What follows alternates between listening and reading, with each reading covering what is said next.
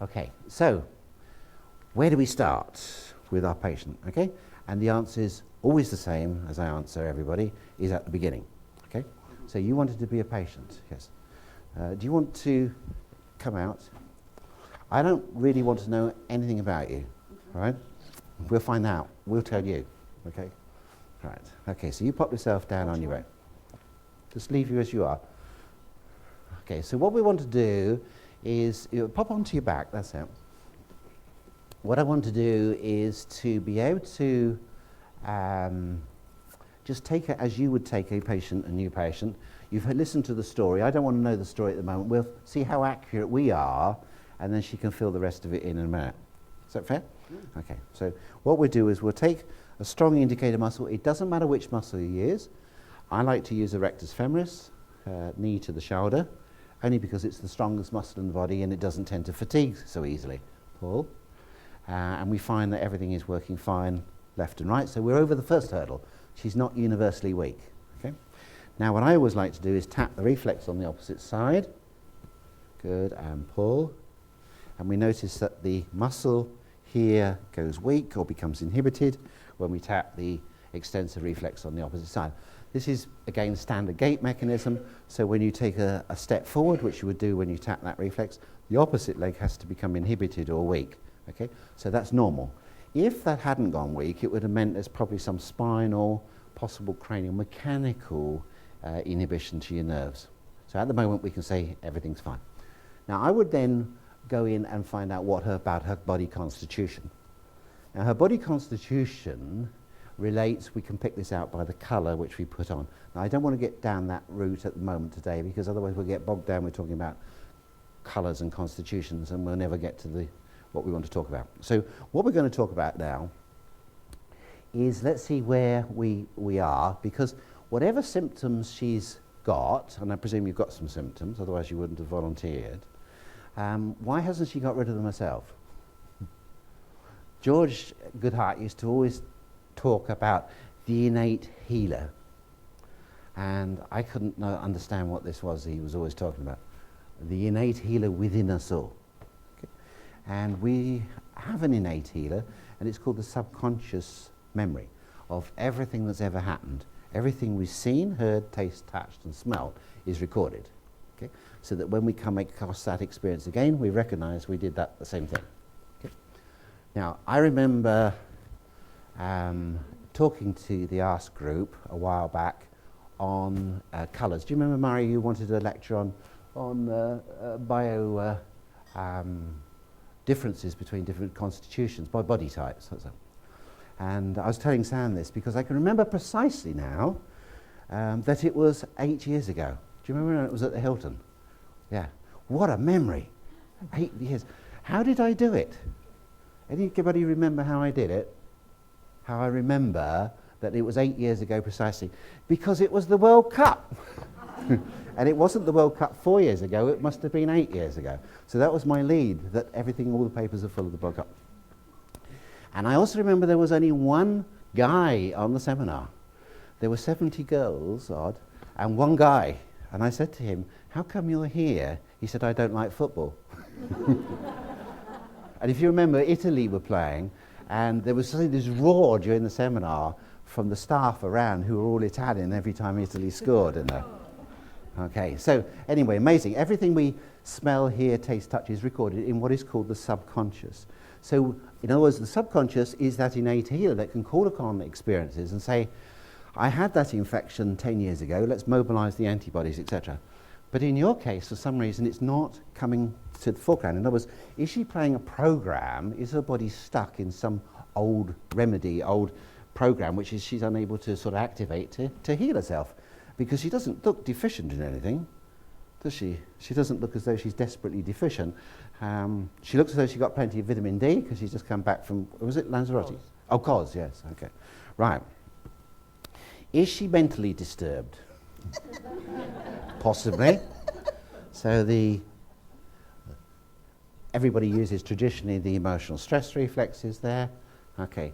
Now we found that when we look for the subconscious, because this really is the conscious or the thinking part, isn't it? So they know that when on thermography, these areas light up when people make decisions. They're called the executive centres, but that's a bit high flying. So we call them the conscious or the thinking centres. Whereas over the greater wings of the sphenoid is the nearest we get to the amygdala, which is like the rheostat of the subconscious or limbic system, as it's called. So we do that. Okay. So we're strong subconsciously, we're strong consciously. But what happens if our subconscious and our conscious are not in harmony? You know, as we should be, how we are thinking, our body should be reflecting, shouldn't it? Okay, it shouldn't be the body's doing one job and we're thinking about something else. And this is the case with most of our patients, is we're going in different directions. So we want to get better, but the body doesn't seem to listen to what we say. So let's now go on the emotional stress points. So I'm splitting the thumb and the finger there, and then I'm going to follow that by doing the greater wings of the sphenoid. So as long as you've got a good stretch and you can still breathe, keep the hand away from the nostrils. So she's doing first of all this, followed by this.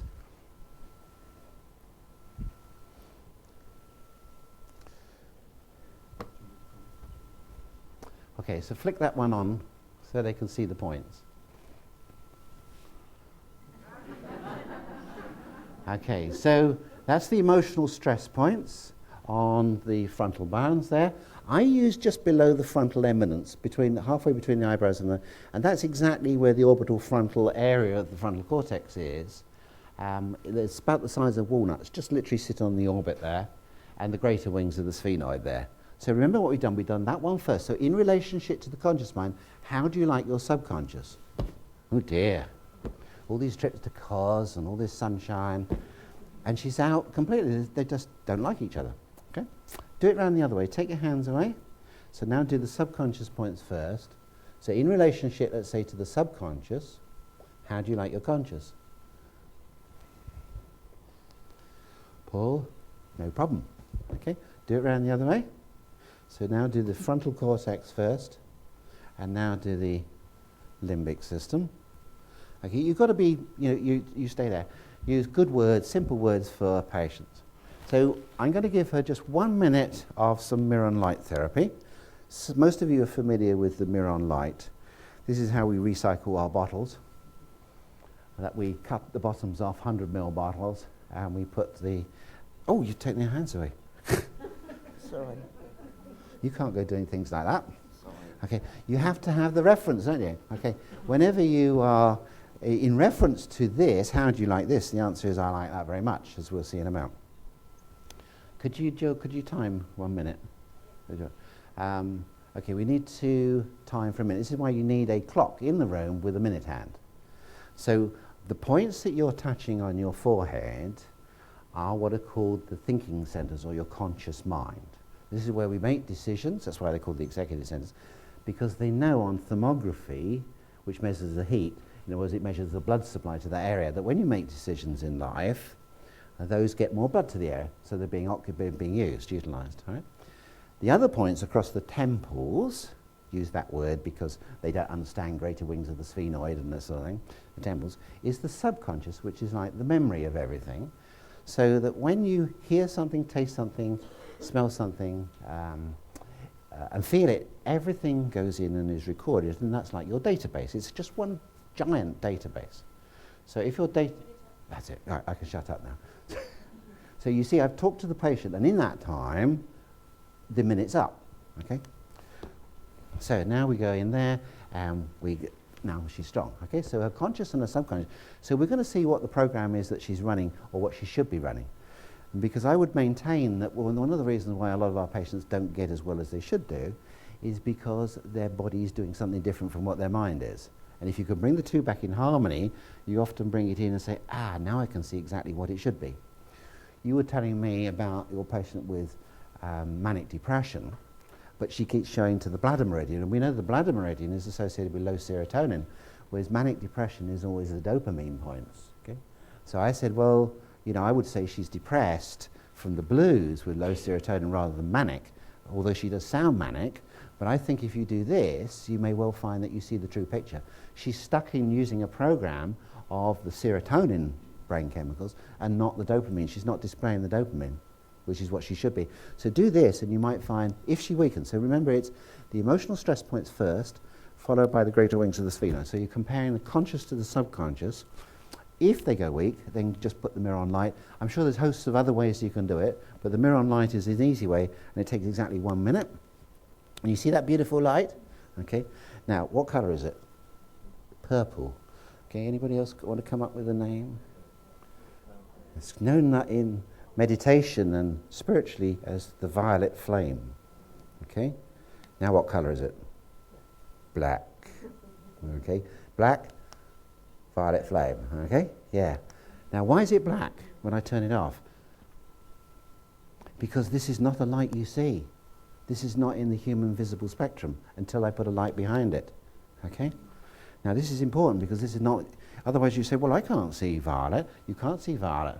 If you put a different, if you don't put krypton behind here or halogen, and you put LED light behind it, it comes out blue. In other words, the LED gives a different light frequency than what a halogen bulb does or a krypton bulb. All right? So what do you reckon these give out? They look yellow, don't they? But what do you reckon the light is actually that they're giving out? What wavelengths do you think you're actually under there? We'll see a little bit later on, okay? And we'll say, and particularly the energy-saving types of bulbs, they give out a particular frequency which isn't always good for us. Okay. Right, you're back with us. Okay, so let's move on. So leave that one on, Gary. So what we've done here, and even if you learn nothing else today, this will guide you into looking at patients a lot better, and you'll come up with things you think, oh, yeah, that makes sense now, that it's the following imbalances which we're going to pick out. So therapy localized the conscious emotional stress reflexes, and then therapy localized the subconscious ones, okay? So first of all, in reference to this, how do you like this? And the answer is bang, okay? This on its own is not a problem, okay? It's the reference of one to the other, okay? So we did the two therapy localizers, and if weak occurs, then you give mirror on light therapy to the umbilicus for 1 minute. Why the umbilicus? Because you could give it to the eyes. The only thing is you've got to have two torches to the eyes. Is the umbilicus is called the shrine of God in Chinese medicine, where qi, or life energy, goes in all our life. Not just biochemically when we're a baby inside our mother, but all our life energy, or qi, quantum energy, goes into it. So we can add that energy in, that particularly vital energy as it's called, using the mirror on light. Now, next point is, what is it that's wrong with her? How do we know? The answer is, let's measure. Okay? The easiest way to measure is to measure the meridians. I like to measure the beginning and ending points. So if you can come in, Gary, and just stick these on.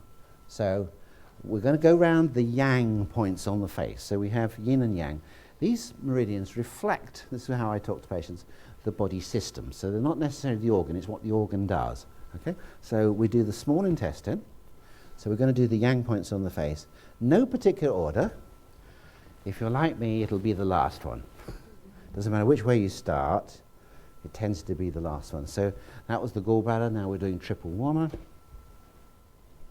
Each one of these refers to the physiological function of the organ, stomach, and each one of the yang points represents a deficiency of specific brain chemicals or neurotransmitters. So that's the bladder. And then the large intestine, remember that's around the crease there, that's the inhibitory neurotransmitters. I think Patrick talked to you yesterday about GABA. That's where GABA would show, glycine and taurine are the inhibitory neurotransmitters. And finally, of the yang meridians is the conception vessel, which everybody says, oh, is that a yang meridian? It's a yang meridian. It always reflects with low levels of dopamine. Okay? And hormonal-wise, it tends to show imbalances in the estrogen progesterones with females. So that's our first point. Okay? So now we do the yin points. Neurologically and neurochemically, it's low dopamine. So governor vessel is high dopamine. So we're now doing the yin points, and the yin points are the high levels of the neurotransmitters.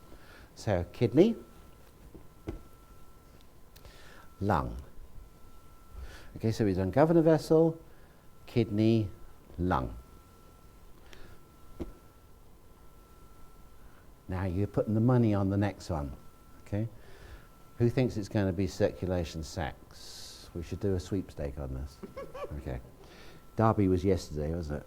Okay, now, so we've got 4 left. 3 left, okay. So liver, does she look a livery person? You can't answer this. They're not answering either. They're hedging their bets. They can say, we want a 2-to-1 bet. Yeah, sensible. So we're now left with the spleen or the heart. Dun, dun, dun, dun. And it's not the spleen. I told you it would be the last one. Okay. So the spleen is high histamine. Spleen is what you get around this time of the year when you get overactive immune systems, you know, with the hay fever. So it's the heart. Okay. So she's just really the person we're looking for. This is the conception vessel and the heart. You say the heart and people say, oh. You should immediately say it's not the heart itself, it's what the heart does. The heart pumps blood round. In other words, it bloods oxygen round and it pumps nutrients round. Oh, that's all right then, because immediately they think there's something wrong with the heart. It's not, it's the function of the heart. Okay, so it's functional. Now, is the heart the primary cause of the problem, or is the conception vessel the primary cause? Okay, so one will be the cause and one will be the effect. Okay, so the important one is going to be the one that negates the other. Okay, so stay there, heart. Now watch carefully with this and think carefully here. You may need a cup of coffee to get the brain going here. Okay, so now we're going to compare the heart, because we're in weakness, to the conception vessel. Right? So we're going to say, in relationship to the heart, how do you like your conception vessel? And the answer is no. Okay? So we could come to the conclusion there, but let's do it around the other way, just to make sure you understand it. Sorry. Okay.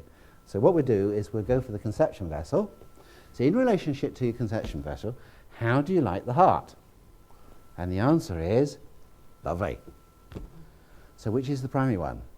The heart. Okay? Because the heart negates this one, not the other way around. So the heart negates the conception vessel. The conception vessel does not negate the heart. Do you understand that? I know you understand it, but you're clever. Not that, but it takes a little while to think, because when I say this about it, they still get very confused. The one that negates the other is the primary one. Okay? Now let's use some other words, okay, for this. Okay? And because sometimes it's easier to say, well, we must work on the primary one. But sometimes we mustn't forget about the other one. Okay? Why is the other one out of balance? We know that energy is indestructible, isn't it? But we can change it. If something goes down, something goes up, or if something goes up, something has to go down. And in your case, the primary one is the heart, which is associated with high levels of noradrenaline. So that's gone up. Therefore, to compensate that energy-wise, something's gone down, in which case your conception vessel's gone down, or your dopamine. Okay? So neurochemically, we say low dopamine, high noradrenaline, and we can verify that with the vials. Or we can say, well, it's the heart has gone up, and the yang meridian is the conception vessel's gone down. Okay? Now let's use some different terms. And this may be easier for you to understand. Yeah. So cross therapy allows us to find which one negates. The one that negates the other is called the genotype. So in other words, with you, the heart is your constitution. Probably you were born with this, okay?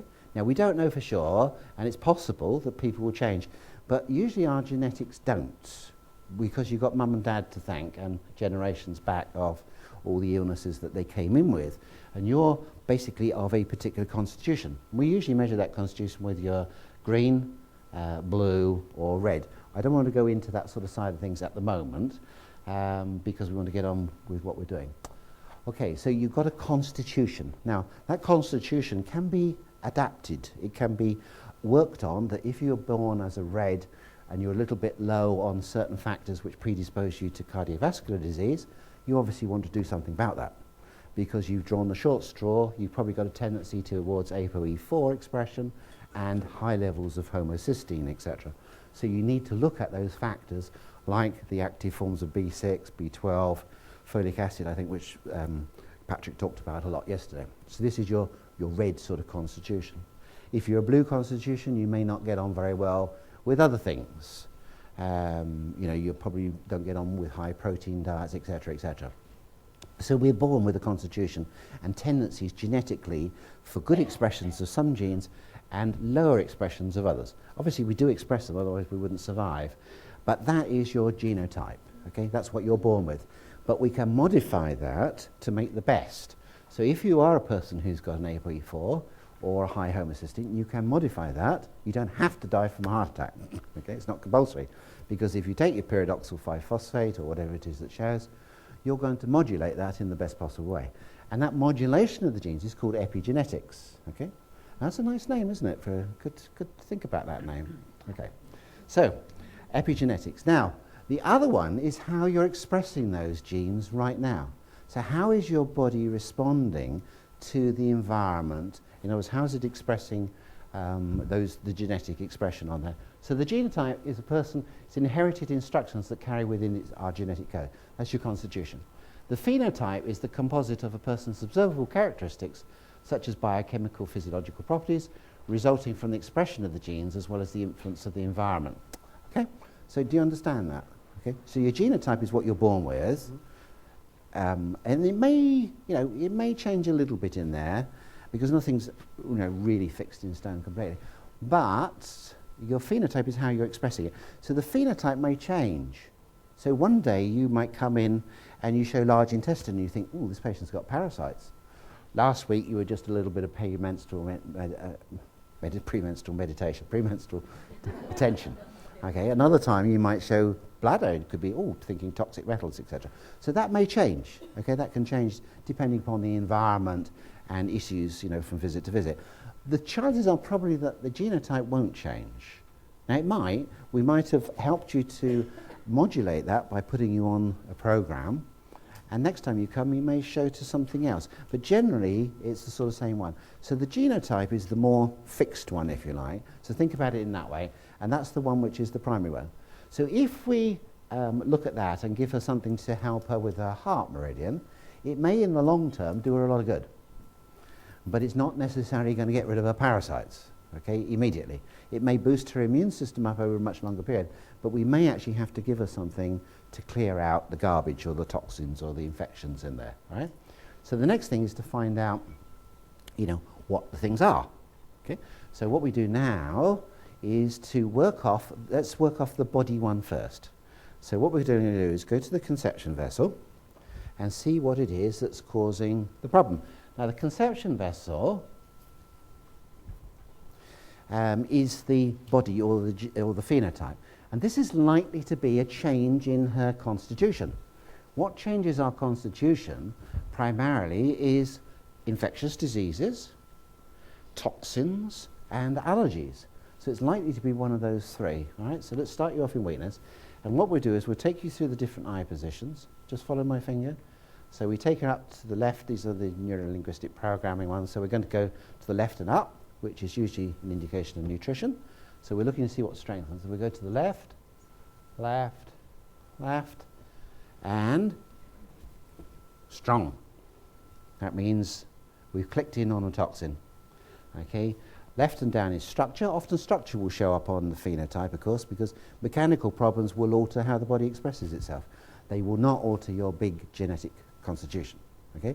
But a bad neck can alter you very much how you operate. So eyes to the right and down. Okay, so we've got allergy. No. Let's just go through them routinely, exercise. I'm doing 3 times in each way. You can just take the person up, follow the finger. If they don't follow the finger. If they don't follow the finger, they're not concentrating. She's back in cos already. Okay. Is this what a man on the beach did? Did he follow my finger round and round? Okay, round and round the other way for infectious diseases. Okay, and finally up and down, up and down, up and down. Okay, so she shows the toxin. So could we have the toxins? Now we need to find out what is the toxin. The answer is usually heavy metals or toxic metals, chemicals and radiation. Now, okay, so let's have a look what we got there. So we've got chemicals. Pull, pull, pull, pull. No marker is ever 100%. Okay, so you've got to, because you can't have every single toxic metal in every single chemical, but she does strengthen to toxic metals. And at this stage, we may actually want to know what her body type is, radiation. So shall we get, can you give me the acetates? Okay, just to give us a clue here. How tall are you? 5'1". 1 3/4. So what colour should she be? Blue. Okay, so let's have the blue. Yeah, let's do them in reverse order, come on. It's a bit like, yes, that's a bit like, yeah, let's do the impossible one. She'd have to be 5'7", we'd have to be stretched a lot to weaken to green. Okay, so she's an improbable, but she'd be a short red if she was that. But she's a blue. Okay. And those of you who've done the courses over a period of time will know there's only one, well, there's one metal that is always there with toxic metals. There may be hosts of others, but there's one for sure, and that's mercury. Okay. So let's go for mercury. So in the clear, we're putting the mercury vial on. She weakens. Go back to the conception vessel. Okay. So from weakness, as these are homeopathic, she strengthens to the homeopathic. So this confirms that mercury's on. Do you have any amalgams? No, no. You've had them all taken out? I have implants. You've had implants. Did you have a lot of amalgams before? No. No. Okay, so where's she getting mercury from? What? Could be fish, yes, could be possibly, because she's blue, isn't she? Okay, so she's one of those people who really shouldn't take fish oils. Fish oils are good, you know, for green people and red people, if you like. They're okay, they can tolerate them because they can detoxify mercury, but blues can't, so you shouldn't have. Do you eat fish? Yes, so it could be from fish. That's why if you do get fish oil capsules, you want to always make sure the source of them is small fish. The smaller the fish, the less toxic they are. Okay, sprats, anchovies, and whitebait, so usually that's the source that we use for ours. But I prefer non-marine oils generally, particularly for blue people. So you would find that she would probably respond to flax or whatever it might be. Anyway, that's not your issue at the moment. Okay, so the issue at the moment is mercury. The other and probably the major source is pesticides. Okay, pesticides are much, much more common, of course, in our diet and harder to avoid because however organic food you have, you can't be 100%. And as a blue, it really, really is important to be as careful as you can in that way. So we need a detoxifier. So we'll leave the mercury on, or let's go back to the conception vessel, because we're working with the mercury. It may only detoxify mercury. It may not detoxify strontium. Okay, she could show to 6 or more metals. So let's have yarrow. So we'll be looking at a few of the common detoxifiers. Yarrow is a wonderful herb, both as tincture or capsules. Great detoxifier, useless for her. Okay, okay. Next one, coriander. Let's have the tincture and again the liquid there. So coriander capsules. Okay, good, nice one. Okay, you going to give me anything else? Coriander. Let's go green coriander tincture. Okay, so tincture is of the green coriander or the leaf is known as cilantro, isn't it? Cilantro is not usually given when people have got mercury in the teeth still, okay, because it can dissolve it. Whereas a capsule, you can get it past there, but the capsules tend to work better in the gut, and the green coriander doesn't work at all. So we've got something that works, that's the main thing, all right? Now, do we know that that is the best thing? Okay, how do we assess whether the remedy is the best thing? So this is working on the right brain, isn't it, because I'm using a left leg. Let's make sure it strengthens and gets us strong on both sides, all right? And we can challenge this to make sure that the brain is working, and this is really very, very good to make sure it's the best remedy, is to get you to hum. So you're staying in reference to the coriander, hum, but not a tune that you know. Pull. Okay, you may need to start the patient off because the silence reigns, and then you say, well, out loud. Oh, do I have to do it out loud? And so we'll put a bit of notes. Oh, right. Right, okay. Now, advanced maths for the left brain. So 100 minus 3s, unless you do this with your patients, in which case you know this off by heart. So 100 minus 3 makes 97. Take away 3 again. 94. Good, and again? 91. Excellent, okay. So you see what the coriander does. Wonderful, that's the seeds, okay, not the green. Okay, this is what we call the spice. No, actually I'll keep that because we need that. Okay, so you can have the mercury back. Right. So let's see what she would have done anyway. So hum. Okay. And where did you get to? 91, wasn't it? 91 minus 3 is... Go on. 88. 88 minus 3 is... 85. 85. Minus 3 is... 82. 2. Okay. So she's definitely right-brained. Okay. In other words, the right brain doesn't weaken, the left brain does. Okay. But with coriander, we can see what the mercury's done to her. Okay. Anyway, now, so let's put the coriander on. Now, is the coriander the only thing that we need to balance her body at the moment? That's the next question, isn't it? So is that all you need, and then we can move on? Right? So it was the conception vessel, so we're going to tap the conception vessel. You know, give it a good tap, not hard enough to draw blood on the teeth there, but about 10 or so times. This sort of is like a trip switch, or resets the button there. And pull. Great. All right, now we're over the first hurdle. So her phenotype is expressing a toxicity. First of all, it's expressing the conception vessel. Secondly, that conception vessel is indicating a toxicity because the eye is to the left. And then we check through, is it toxic metals? All those markers which are in the kits that most of you are familiar with. Okay. Now we've got her where we want her. Okay, we've done the phenotype. All we've got now is fix your genotype. Okay. So the genotype is the heart, isn't it? Okay.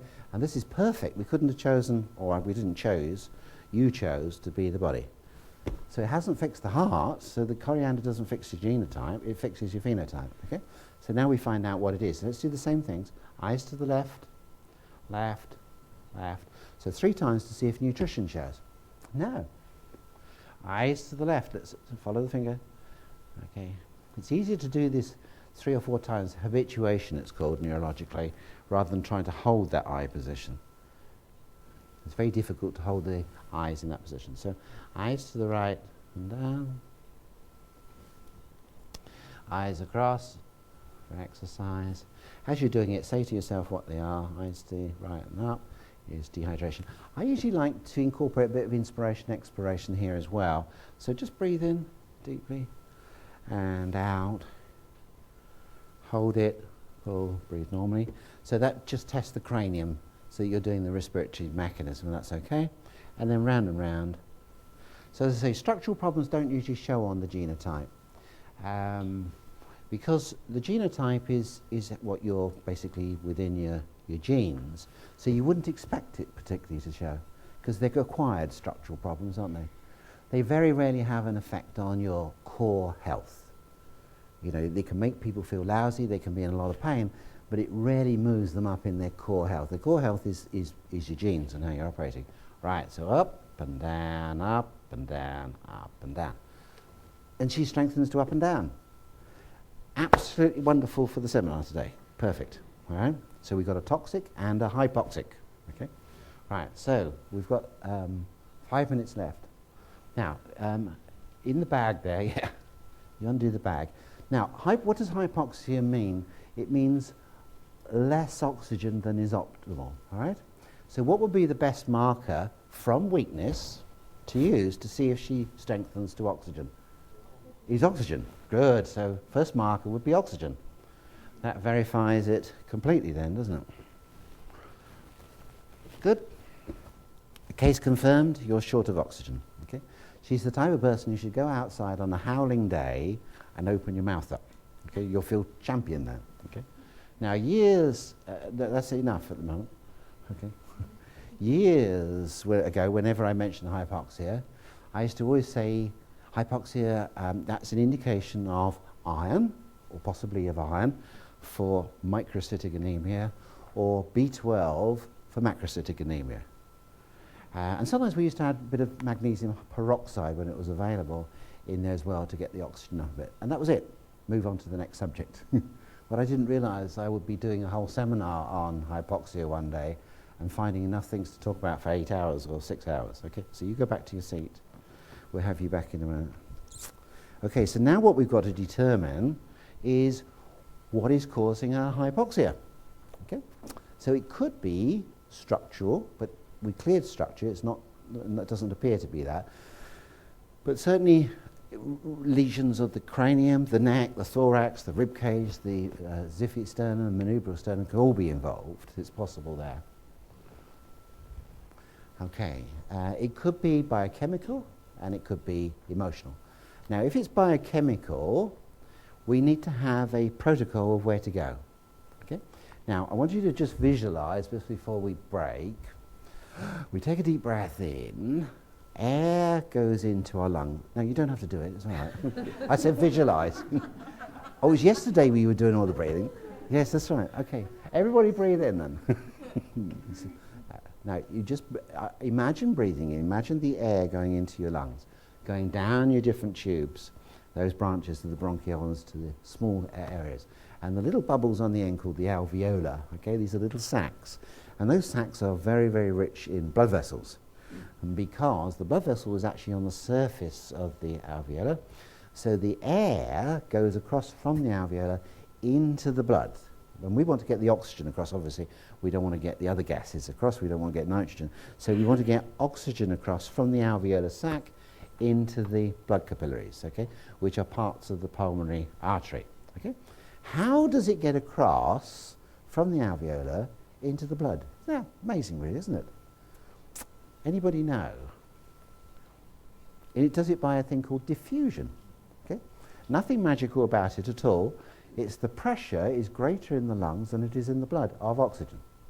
And it simply goes through. So if it's warmer outside where Jill is there, and she undoes the door, hot air will come in, won't it? Okay? If it's warmer in here than there, hot air will go out.